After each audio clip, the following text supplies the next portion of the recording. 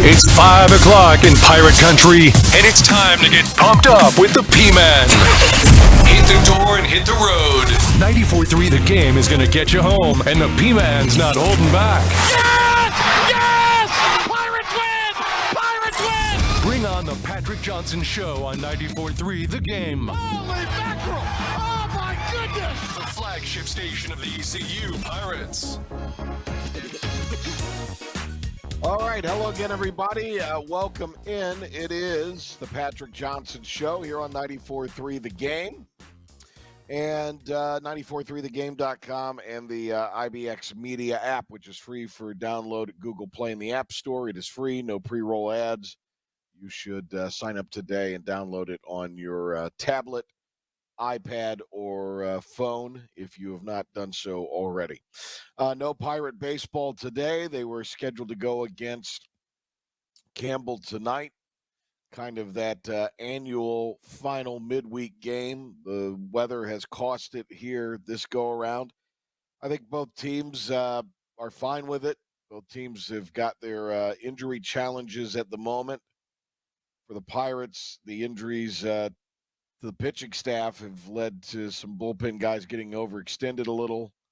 And I think to be able to get the pitching healthy, rested, and kind of set up and lined up like you want for the weekend for East Carolina is going to be huge, especially with the game coming up on Thursday. You wouldn't want to have to use an abundance of pitchers tonight, and that potential was obviously there, especially coming off a weekend where you used a lot of guys. Also, Campbell's really banged up. This is not the same team that the Pirates were facing back for their first road game of the year in February. Campbell's had a handful of guys, everyday position players, with kind of catastrophic season-ending injuries, chip bones, torn labrums. I mean, stuff that's kind of freaky in nature how it's happened. One guy in particular had a really bad flu bug and had not picked up a baseball till this week. And Campbell also has had injuries to their pitching staff. A handful of guys have been hurt, some lost for the year. So I think both teams would have played had it been like 70 degrees and sunny, but nobody's arguing today that Mother Nature has intervened. Everybody that was scheduled to play in the third round of the high school playoffs has had their games rained out today. They'll either play tomorrow or Thursday. Looks like everybody's going to try to play tomorrow afternoon or evening. South Central went ahead and got their game with Currituck in yesterday. And so they've advanced now after beating Person and Cape Fear on the road and then at Currituck 6-2. So how about the South Central Falcons onto the fourth round? I think there's a possibility they could play Rose. So if Rose won. So that's it's really interesting. Boy, what a 24 hours it's been. Philip the Ref Pilkington is here. So no Pirate baseball tonight. Will not stop us from talking to Kendall Rogers about the Pirates' postseason prospects. And Pilk, that's coming up in a few minutes. So we're looking forward to that. And we're here for the show this afternoon. Yeah, it's going to be a fun show. It's going to be interesting to talk to Kendall and see what he's got to say after obviously a tough week for the Pirates last week. And it's a little disappointing there's no game tonight. You always look forward to playing an in-state rival, but I was not looking forward to trying to keep my composure in the press box while watching a Bruins elimination game and trying to work all at the same time. So it's probably best for me that this game got canceled. So we're getting drips and drabs of the different schedules coming out. It looks like it's going to be for the opening night of the NFL in September, Baltimore and Kansas City from KC. You like that, Pilkington? I think that's okay, right? Yeah. It's a rematch of the AFC Championship, so I don't mind that. Do you? No, I don't, especially when you look at their other opponents that they had. Obviously, they had the divisional opponents coming in at home. And they're not going to do a divisional game right off the jump. Yeah, they're not. And I can't remember who they host. I don't have their opponents memorized, obviously. But whoever the NFC teams they have at home are just – it would have been Tampa and New Orleans. That's right, because they come to Carolina. So like you're not going Right. to host Tampa or New Orleans. So and they got maybe one more home game, but can't remember who it was. But it definitely was the one that made the most sense. And then out today is ABC, which is boldly ESPN and ABC entering into their agreement as the exclusive home of the SEC this year. They released, in conjunction with their first week one games will look like in prime time and what have you. North Dakota State at Colorado on ESPN at 8 o'clock on August 29th. Well, that really is prime time in two ways. In two ways. And then that Saturday, here's this triple header. Clemson and Georgia in Atlanta on ABC at noon. Miami at Florida at 3:30 on ABC. Notre Dame and Texas A&M 7:30 on ABC that night. Sunday it'll be USC and LSU in that primetime game from Vegas. And Monday's going to be another stinker. Nothing as exciting probably as the Duke Clemson game last year on Labor Day, but Monday, September 2nd, Labor Day, it'll be BC and Florida State. That's gross. No, thank you. Pass. Hard pass on that. The Labor Day game had so much promise, and last year it was interesting because it was Duke and Clemson, and they ended up kind of having different starts to the season, but ended up about the same roughly, record wise, both getting to the postseason. But some years that thing has just been a clunker, and BC and Florida State. No thanks. I know who Florida State is. Is BC that place that Matt Ryan and Luke Kuechly played? Do they still have a football team? Didn't Boston College's head coach leave to go be a defensive coordinator somewhere else in the NFL? I think so. Yeah. I mean, it'll be roadkill. It'll be roadkill. But football right around the corner is corresponding with Phil Steele. He's obviously got a couple more weeks, and then they're sending his magazine off. He's doing some things to be a little more proactive in the way of the portal. A lot of reaction to Andrew Carter on with us yesterday from the N&O and the future of the ACC and the future of some schools within the ACC. You know what was interesting?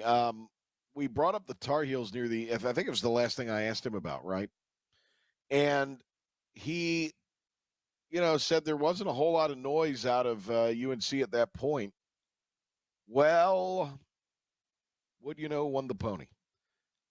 The Board of Trustees at North Carolina has approved an audit of the school's athletic department amid concerns and anger over the Tar Heels' revenue management and changes to college sports. The board plans to meet about athletics in closed session during its meetings tomorrow and Thursday. It approved a top line of $134.97 million for the department of its all funds budget that is due to the Board of Governors this week, but demanded further discussion with athletics director Bubba Cunningham. The athletic department submitted a preliminary budget proposal with a $17 million deficit and $100 million in cumulative deficits moving forward. So that deficit of $17 million is 24-25.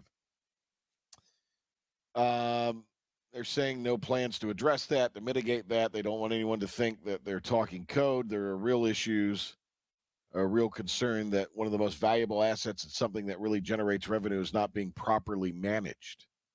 How about that? So, I don't know how you could accuse Bubba Cunningham of mismanagement. Again, I don't know the ins and outs of this, but, UNC apparently in 23 had an operating revenues of $139.3 million, and in total operating expenses it was $139 million. The revenue included $5 million in direct institutional support, nearly $8 million in student fees, and more than $1.8 million in indirect institutional support. Earlier today, Marty Kotis, who sits on the Board of Trustees, was a one-time Board of Governors member, appeared on Talk of the Town. Does this start with Henry's question, or does it It starts go with into his the question. answer? Okay. So Henry Hinton this morning on Talk of the Town on our sister stations, Talk 103.7 and Talk 96.3, brought this up to Marty um, Kotis, who is a member of the Board of Trustees. Let's give a listen. Dave Bullock also made the comment yesterday, for the first time I've ever heard any administrator or anybody in any position of power say it's time for Carolina to look for a higher revenue conference, which, of course, is amidst all these lawsuits with Florida State and the ACC and everything. This is how much conversation is there going on the Board of Trustees now about UNC Chapel Hill leaving the ACC? I would leave that up to folks that are more involved in that. That's not your bailiwick, is it? Well, no, I think athletics can sometimes become a very heated issue, and folks can get passionate about it. And we've seen that a lot, right? Yeah. You see that at all the campuses, trustees getting involved in athletics, and I guess when I joined the Board of Governors, and you were on there, we had the Weinstein report, so I'm always sensitive to trustees or other folks getting overly involved in athletics. I think that as the Board of Governors has stated, this is a decision that's going to be made at the Board of Governors level with input from a variety of folks, because we are a system of universities, not just one. Yeah. But there is discussion. We've got to make sure we're doing what's right for Carolina as well, and understand the financial implications. Going to be interesting. Various decisions. So that interview was getting kind of hurried along at the end, because you could have seized on a couple things Kotis said there at the end after giving a bunch of speak of sort of avoiding the topic. And again, I don't think sports is his big concern. With that said, there's the aspect of this from the General Assembly, or from the Board of Governors, and the General Assembly for that matter, that feels like, it is an institution of 16 campuses. And, UNC, does NC State get tethered to them? How does all that work if they were to leave the ACC? John Pryor is the chairman of the Board of Trustees, and said essentially he's advocating for UNC to join a higher revenue league, i.e.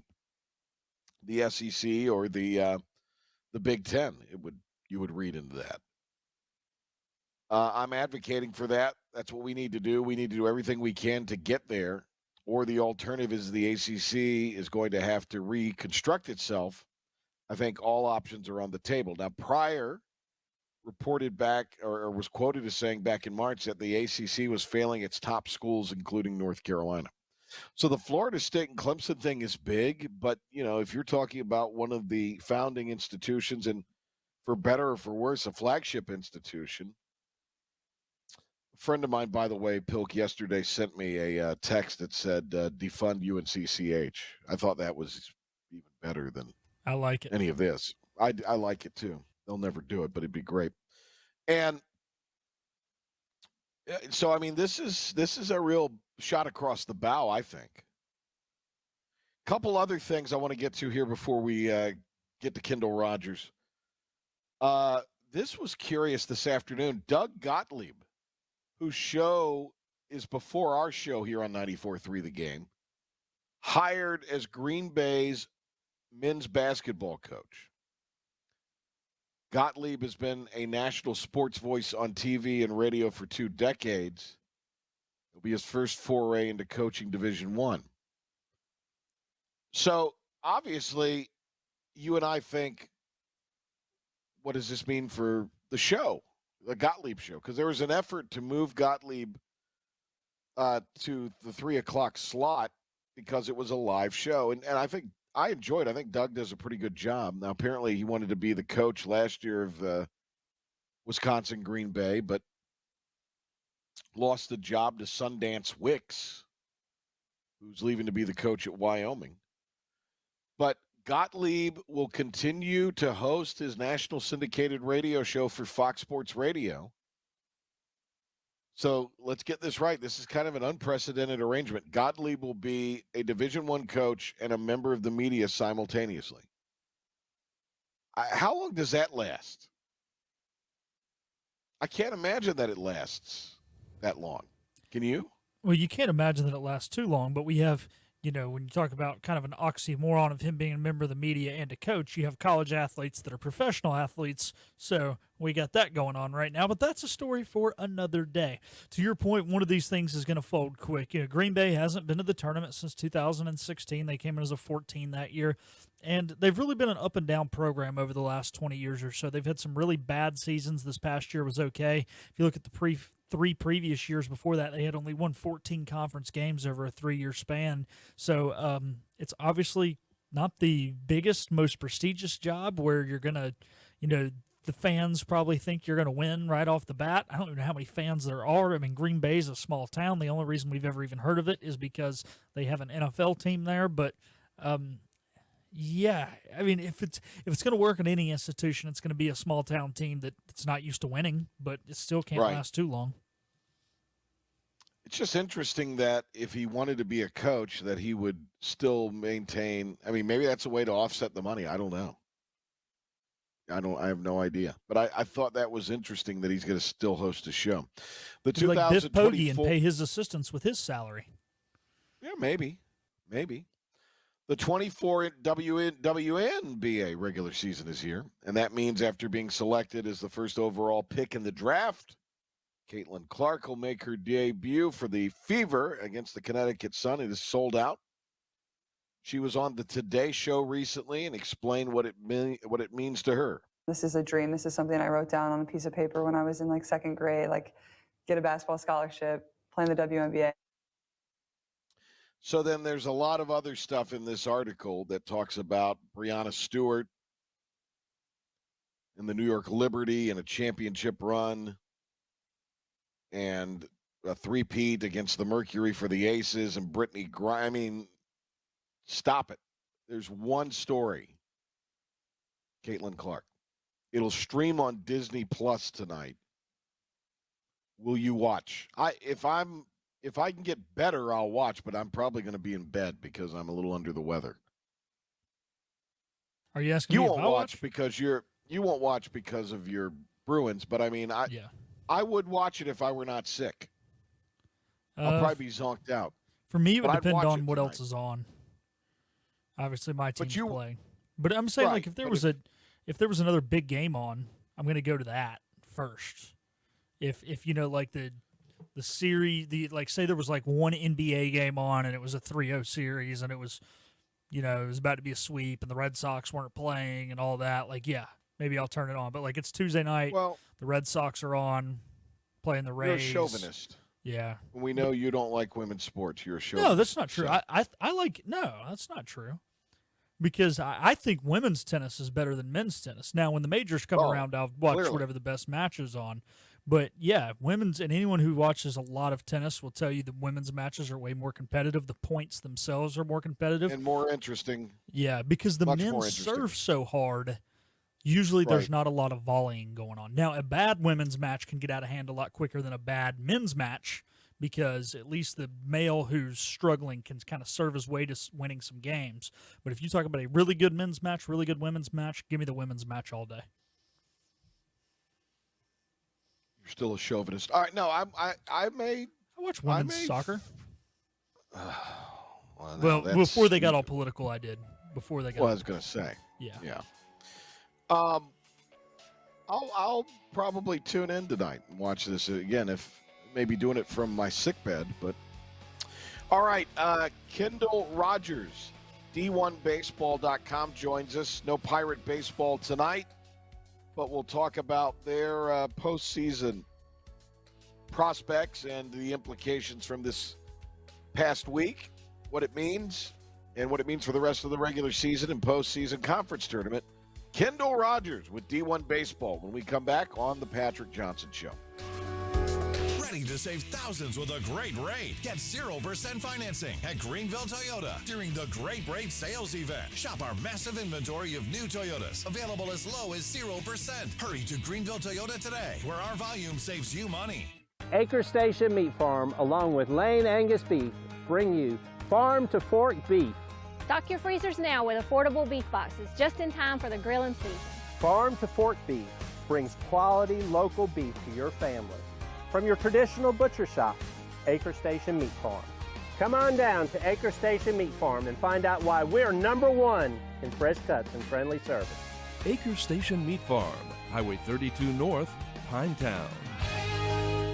Other restaurants claim their food is fresh and fast, but are they friendly? At Moore's, you're treated like family the minute you walk into their doors. With locations in Winterville, New Bern, Swansboro, Morehead City, and Jacksonville. We've been practicing what we preach since 1945. At Moore's, our barbecue is slow cooked and smoked over real wood daily until it's so tender it's falling off the bone. Combined with our fresh chicken, cooked to order seafood, and homemade fixins, we're sure you'll agree. If it's not Moore's, it's less. You know what the problem is with standard belts? Usually you have to choose between too tight or the opposite, too loose. But with Anson Belt and Buckle, you don't have to choose. We got rid of the holes and instead have a track system designed for micro adjustability. That way you can enjoy a perfect fit every time. Anson Belt and Buckle. Find your perfect fit today.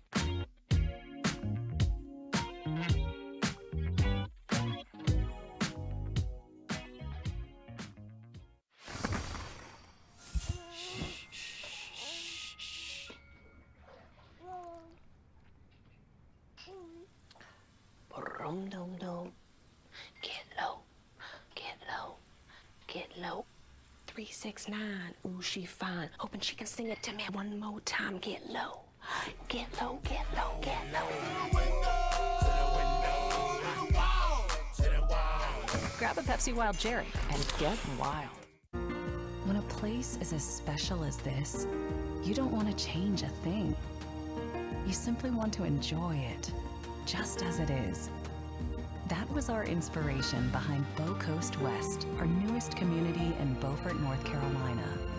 Embrace all that we love about this very special place and make it easy for families to enjoy all that this coastal lifestyle has to offer. Be inspired. Bow Coast West. New Toyotas, 0 down and only $369 a month at Greenville Toyota during the Great Rate Sales Event. Buy with 0% or get Corollas. $369 a month with 0 down. This is not a lease, you own it. Plus, get our Greenville Advantage at Greenville Toyota. Taking the rage out of your drive home? You just cut me off! But it's no big deal. Patrick Johnson on 94.3 The Game and the new IBX Media app. Kendall Rogers from D1 Baseball joining us here on the Patrick Johnson Show. Kendall, great to have you back on. Thanks for the time as always. Yeah, man, it's great to talk some ECU baseball with you guys. Well, the Pirates are in a little bit of a scuffling mode right now. Have dropped 5 in a row. And bad loss as far as the sweep goes at the hands of Tulane, who are kind of fighting for seeding in the upcoming AAC tournament. So we were talking a little bit before we went on. I know you guys won't have your official projections released until tomorrow, but ECU is still somewhat in the mix to maybe get one of those national seeds. I mean, what's your gut on this? Yeah, the good news is they've been so good until this point that they're most definitely still in the mix. And obviously, I mean, people kind of forget about it now. We don't, but people have forgotten about it to some extent. But they do have a series win over North Carolina. So I think ECU is very much still in the mix. I think right now, I think the one team that would definitely be in would be Georgia. They would enter our top. I mean, without spoiler alert, they would enter our top 8. I mean, they're up to 3 in the RPI. They're probably the hottest team in college baseball right now. So they would be in. So that would mean that one of Florida State, East Carolina, and then Wake Forest would be the last spot. So the question would be, which team do you pick out of that? I mean, my hunch would be at this point probably FSU, but I mean they're trending down too. The good news for ECU is they had a bad weekend, but there are other teams that they're fighting against that also had bad weekends. Florida State went on the road and lost 2 out of 3 to Pitt. Now it's a little bit of a strange circumstance because they had the tornado or whatever in Tallahassee, Right. and they had travel issues because of that. So they could, to the committee, they could point to that as a reason why they might have played bad. But at any rate, you still lost the series, and so yeah, now for ECU, it's one of those things like, hey, let's recalibrate ourselves going on the weekend, and also let's find a way to get healthy in the tournament. And I think if they can take care of business this weekend and do really well in the AAC tournament, I think they're still right back in, kind of where they started.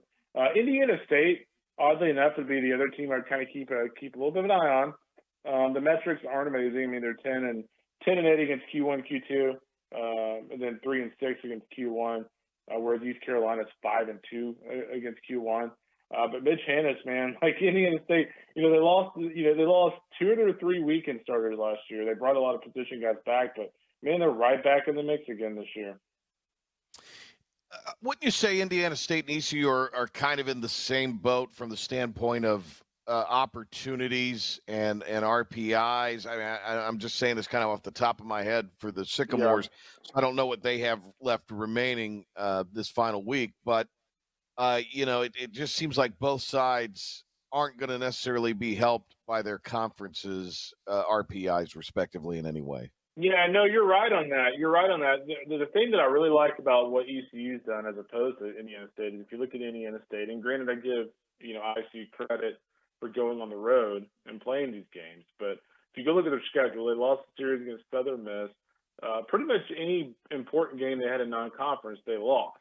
They did beat Louisville opening weekend, and they beat UConn opening weekend. But other than that, it's very lean. I mean, if you look at ECU on the flip side, series win over North Carolina. They have at the Eau Claire Classic, they beat Purdue, a team that could very well win the Big Ten this weekend. They could, if Purdue wins the series against Illinois this weekend, they win the Big Ten. So I mean, they would have a win over the Big Ten champ. They beat the Coastal Athletic Association leader and UNCW.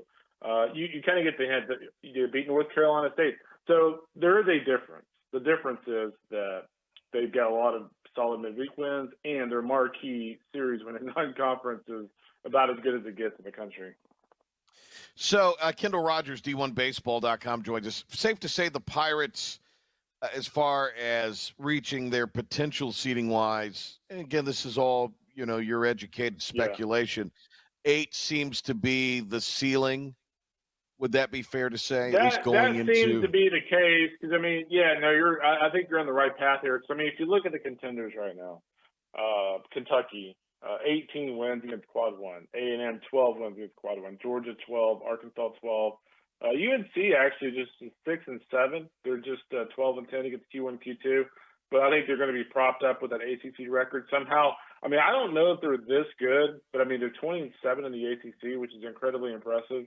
Then Tennessee at 13 wins against Q1, Clemson at 11 wins against Q1. So those are the teams you're kind of battling against. So conventional wisdom and history would suggest that, 8 and maybe 7. I don't think they're getting higher than 7 no matter what, just when you compare those other teams.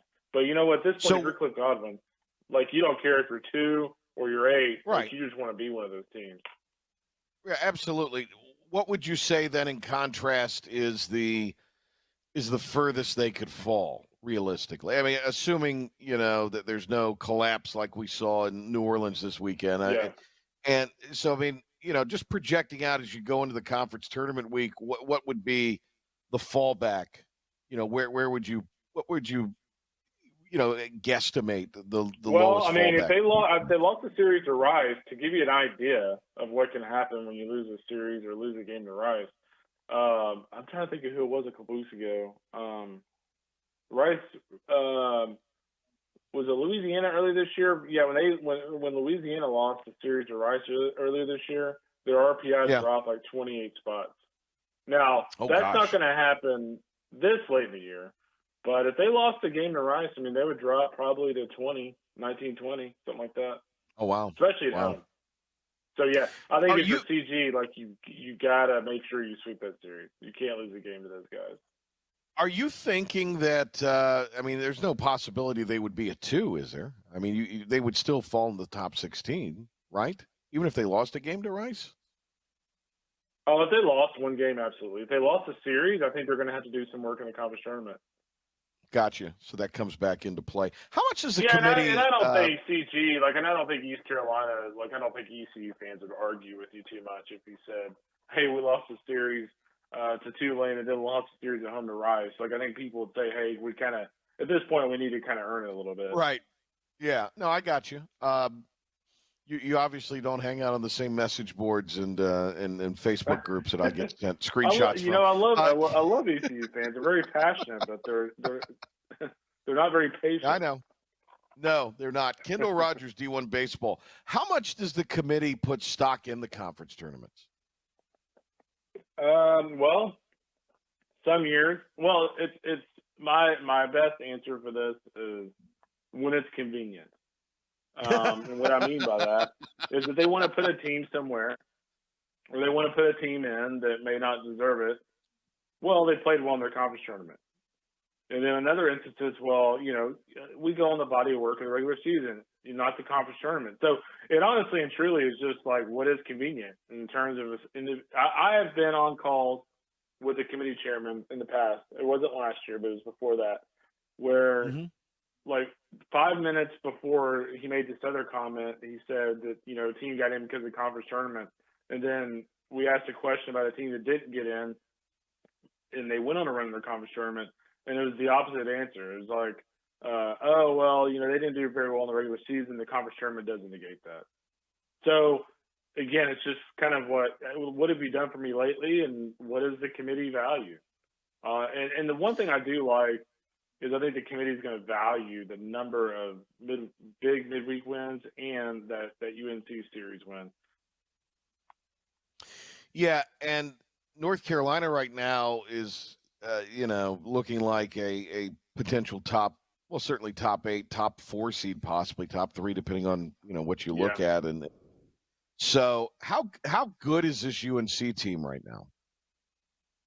What's really crazy about Scott Forbes' club is they've had injuries. Folger Boaz went down. I mean, they've had injuries throughout the year, and it just hasn't mattered. Like, they just continue to win. So I'll be the first to tell you, like, I'm like kind of shocked at how good they've been under Scott Forbes. Like, I'm a big Scott Forbes fan, like salt of the earth guy.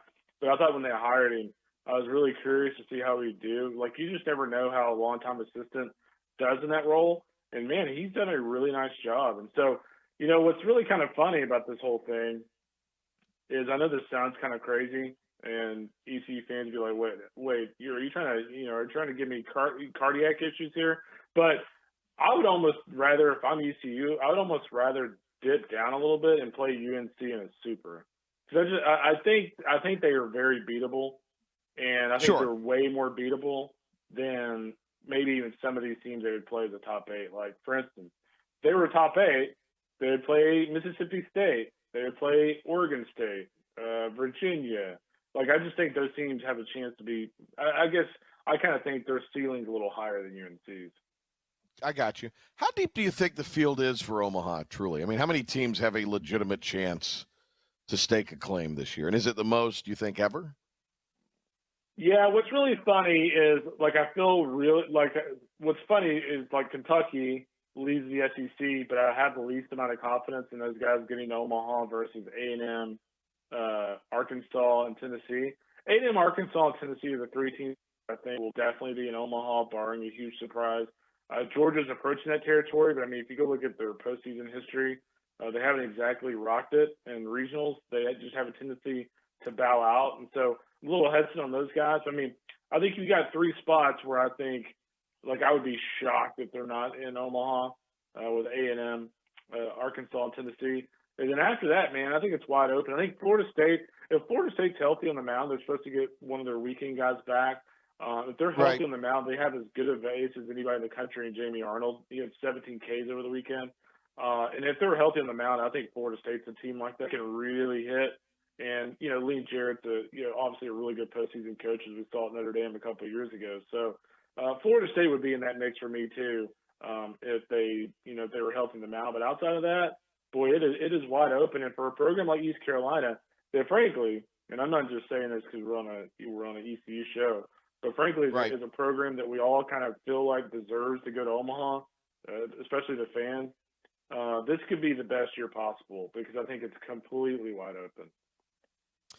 Eric Bakich is another Keith LeClaire disciple. We've talked to him before on this program. Of course, the head coach at Clemson, basically telling, in a lot of ways, like Dabo, if you're a bandwagoner, get off because the ACC is good. They did lose to Wake Forest, who I'm really impressed with. So let's talk about those teams, starting with Clemson. Right now, I mean, up to number 2 as they went into Winston-Salem this weekend. Yeah. How good are the Tigers, and what is the flaw with Bakich's and Schnabel's team right now? Yeah, I think the biggest thing for me is can they stay healthy? I mean, if you look at their injuries throughout the year, I mean, it's been like one guy after another has been out, and then they're back in and they're back out. So I think we all kind of thought outside of Aiden Mack. On the mound, I thought we all believed their pitching might have been still a little questionable. I don't think they match up with some of the better teams in the country on the mound. And then the other thing is they've been banged up offensively, and so I wouldn't say they're on borrowed time, but I kind of feel like they're trending down just a little bit, like they're kind of resorting to the mean given all the injuries they have. But there's no doubt he's done a really good job, and that doesn't shock me that he would say that because I mean I've known Eric forever, and he's kind of he's a pretty tough dude, and like he. I'd be curious to know what was said to spur that. But do I think they can get to Omaha? Yeah. Do I think they're going to need to get a favorable draw to accomplish that? I also believe that as well. Kendall Rogers, D1Baseball.com. As for Wake Forest, Tom Walder's team, second in the nation, I think, in strikeouts despite injuries this year. The pitching staff is dynamite. They're one of the top home run hitting outfits as well. They seem to win healthy. That's the qualifier for everybody here. When healthy, Wake seems to be kind of a total package. Of course, they were preseason number 1, and they were that for a reason. Yeah, they're the kind of the team that I would not want in my regional or want to play in a super. I think they've been kind of lying in the weeds all day long or all year long. You're right. They've been banged up. They've been very up and down. They've been up and down on the mound, which is kind of interesting considering just how good Corey Muscara has been there. But, I would not want to have to face Chase Burns and Josh Hartle and all those guys to get to Omaha. And that's kind of where I stand on them. They have a tough series this weekend. They go to NC State. Speaking of a team who's done a lot considering I just feel like they're very up and down on the mound too. They're just very offensive. But, if they win the NC State series, it will be hard, I say, to keep them out of the top 8 they win the NC State series. Because that would mean they have series wins over Clemson, a sweep. They have a series win over Florida State, and then they would have a road series win over NC State. Those would be pretty good pieces to their resume. So I would keep, as an ECU fan, I would keep tabs on that one because if Wake wins that series, I think they're going to be in a position of strength going into the conference tournament. We always, when it comes to player of the year, put a premium on offense. Is Charlie Condon player of the year for all of baseball? I mean, those are like video game numbers he's putting up. Yeah, Stupid it's almost like I wrote this yesterday, but like almost am like ranking my player of the year candidates like outside of Charlie Condon just because he's so obvious. The year he's having is just unreal. I mean, if you watch him play, like the ball just explodes off his bat. The thing I love about him too, he's got this silent assassin. Like if you watch him run the bases, he's not hot dogging. He's not, throwing the bat 8 feet over his head. He's just a professional baseball player. And he's a special player to watch, man. The other thing too, just kind of looking around the country, is I place a high premium on really good pitching this year because it's obviously been a very offensive year. And I think when you look at Hagen Smith and Trey Savage there at ECU, what those two guys have done this year has been pretty remarkable. They won't win Player of the Year because of Condon, but I mean the race for Pitcher of the Year between those two is pretty special because those guys have been awesome this year in a year where it has not been easy on pitching. What do you mentioned? You're impressed with ECU. Feel like this is maybe the best team to get to chance to get to Omaha. What do you like about East Carolina? Carter Cunningham should be the player of the year in the conference. You referenced Savage. You got to get some pitching healthy if you're Coach Godwin. But what is it about the Pirates right now that you and the staff at D1 really like? Yeah, that's a great question. I think the biggest thing for me is I feel like they're a lot more capable on the mound. I feel like they've had solid rotations in the past, but as long as Root is healthy, I mean, Aaron Fitt and I have talked about this, but like if he's healthy going into the postseason, like that's as good or maybe the best 1-2 punch in the country.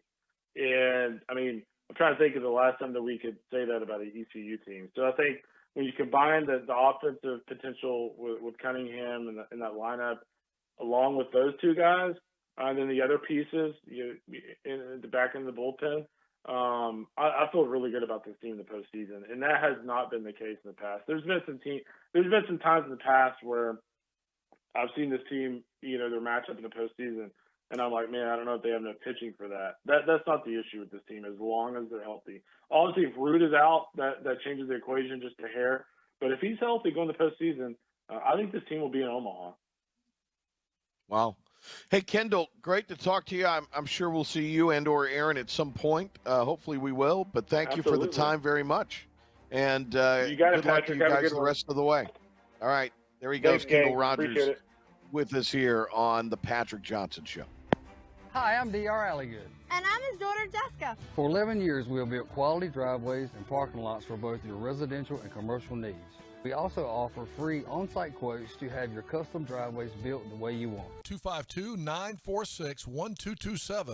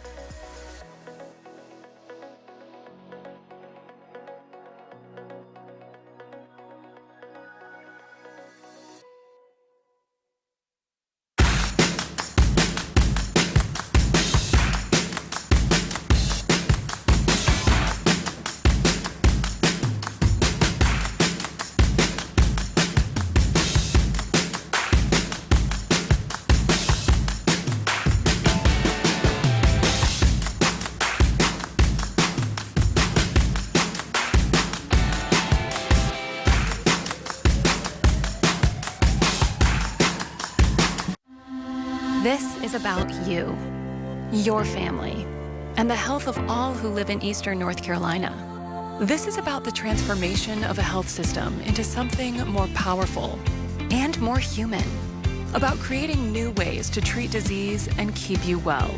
This is about ECU Health, which is to say, it's really all about you.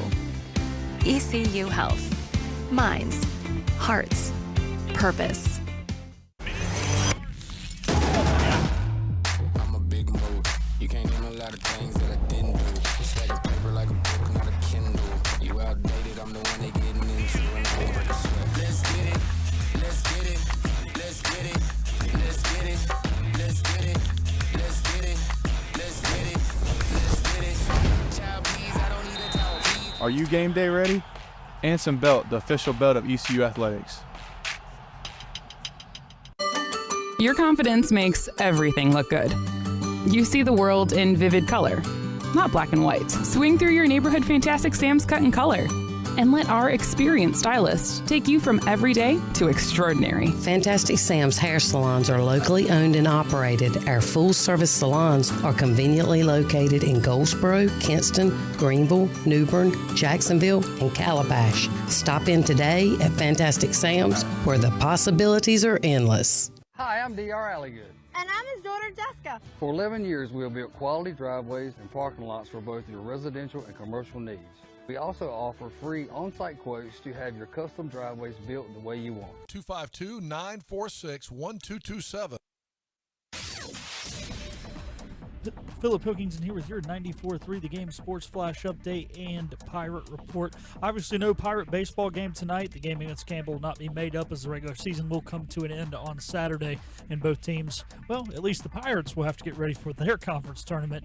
Campbell still trying to make theirs, but all the games so far for this weekend, and the weather's looking good, knock on wood, for the Pirates and Rice, which all three of those games can be right here on 94.3 The Game. The Hurricanes fought off elimination last night with a 4-1 win over the New York Rangers. All 4 Kane goals came in the third period. They will be back in action on Thursday at 7 o'clock when they host Game 6. If they do win that game, they would just be the 10th team in NHL history to start a series down 3-0 and come back to force a Game 7. The previous teams, 4 of them have gone on to pull off the reverse sweep, whereas 5 of them have failed to do so. Some NFL schedule news has been leaked. The entire schedule will come out on Wednesday night at 8 o'clock. However, the Hall of Fame game in Canton, Ohio will be the Texans and the Bears. The season will open with the Ravens at the Chiefs. It was already mentioned that the Friday night game would be Packers-Eagles. That was announced over a month ago. That game will be in Brazil. The Sunday 4:25 Fox game, Tom Brady's first ever call, will be the Cowboys at the Cleveland Browns, and Monday Night Football will start with Jets and Niners. The Thursday game for Week 2 is Bills at Dolphins. Once again, the entire schedule will come out tomorrow night at 8 o'clock. Earlier today, it was reported by the Action News Network's Brett McMurphy that the 2024 win total lines for betting for college football have been released, and ECU comes in at 6.5. NASCAR has announced they will be doing an in-season tournament starting in 2025. It will be a bracket-style tournament in which 32 drivers will compete over 5 rounds. For the mid-season races that appear on TNT, they'll still be normal races. You'll just be going against someone else head-to-head. The winner will get $1 million. The previous 3 races leading into that 5-race stretch, which will all be on Prime Video, will determine the seeding for those 32 drivers. That'll do it for your 94.3 The Game Sports Flash Update and Pirate Report. We're going to take a time out, and then we'll be back to wrap up the Tuesday edition of The Patrick Johnson Show. Air Service is back at Pitt Greenville Airport, offering safe, clean facilities and flights from American Airlines. That means the short commute, quicker lines, and better prices that get you where you're going fast and easy. See it for yourself. There's great things inside at Pitt Greenville Airport. Storm season is approaching. North Carolina weather can damage your roof, and before long, a small leak can turn into a big problem. Your home is one of your biggest investments, so protect it with Wells Home Improvements. We work with all insurance companies for a hassle-free roof installation experience. Call us today and get 10% off your roof installation when you mention this commercial. 252-227-8403 or visit us online at wellshomeimprovements.com. Wells Home Improvements. Local, honest, dependable. Big tax credits are back. Get a 30% tax credit, up to $2,000 off your new Mitsubishi electric heat pump install. Let Comfort Master help you take advantage of the tax credits with a qualifying Mitsubishi electric ducted heat pump or non-ducted Mitsubishi electric mini splits. Mitsubishi electric mini splits are ideal for bonus rooms, garages, or sunrooms. If you need a new HVAC unit, call Comfort Master today. Call Comfort Master. Call Comfort Master. When a place is as special as this, you don't want to change a thing. You simply want to enjoy it, just as it is. That was our inspiration behind Bow Coast West, our newest community in Beaufort, North Carolina. Embrace all that we love about this very special place, and make it easy for families to enjoy all that this coastal lifestyle has to offer. Be inspired. Bow Coast West.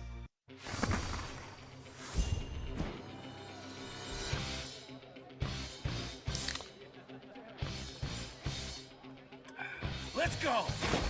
Woo! Woo! Yeah!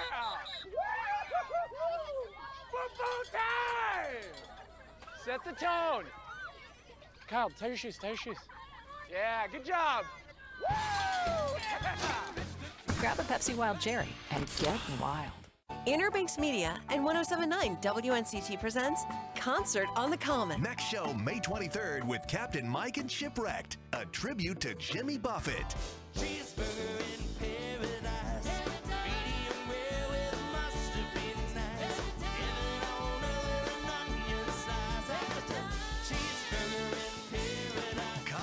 on the Common, thanks to Interbanks Media, the City of Greenville, and the Junior League of Greenville. We'll see you at the show. Air Service is back at Pitt Greenville Airport, offering safe, clean facilities and flights from American Airlines. That means the short commute, quicker lines, and better prices that get you where you're going fast and easy. See it for yourself. There's great things inside at Pitt Greenville Airport. And now, the stunning conclusion of the show. It's the P-Man here on 94.3 The Game.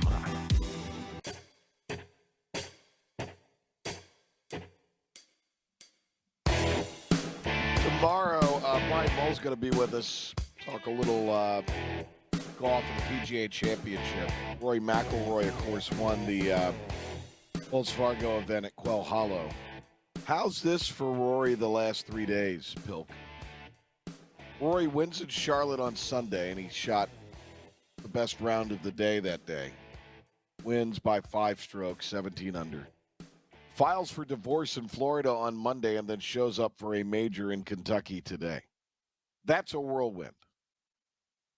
That's a whirlwind. That is, and that's having enough money to fly around and travel private is what that is. True.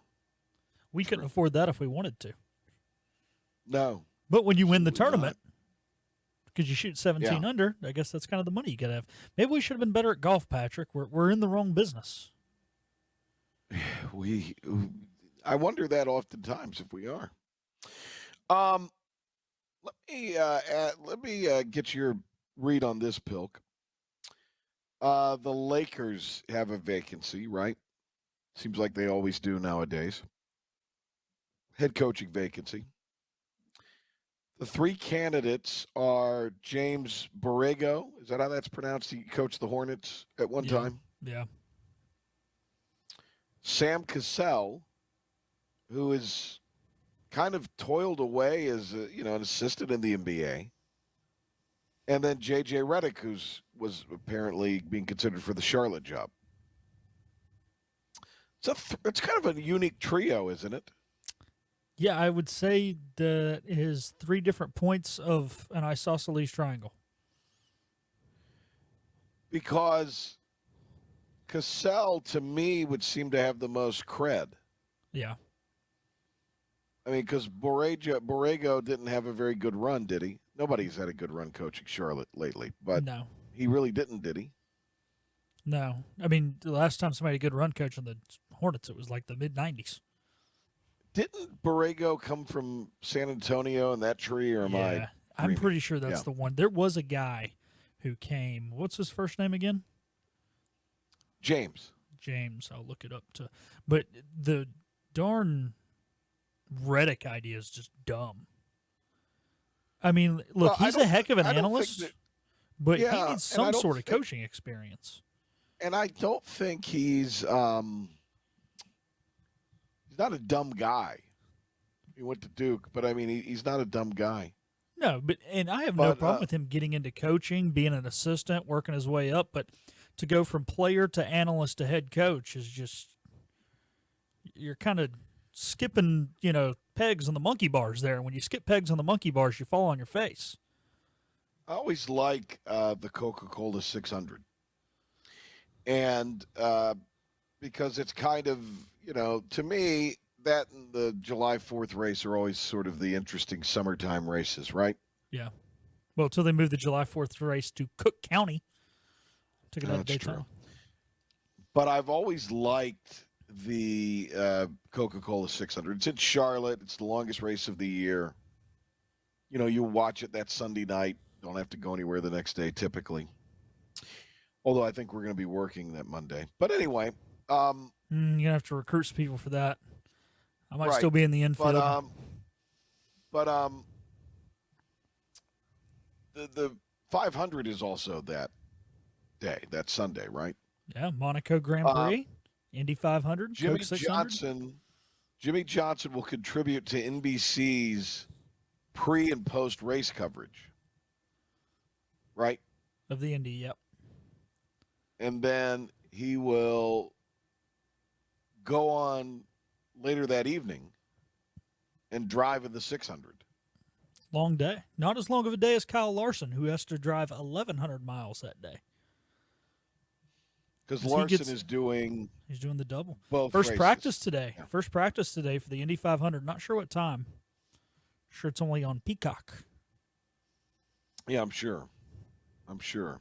You know, NBC Sports, because they're putting so much money in the Olympics, has really, they've scaled back their golf coverage. They don't have a lead golf analyst. You know, there's word that they're scaling. They haven't announced what the team for Indy's going to be yet. And, you know, for years that was on ABC. Yeah. And, you know, there's some fear that they're going to skimp and cut back on that.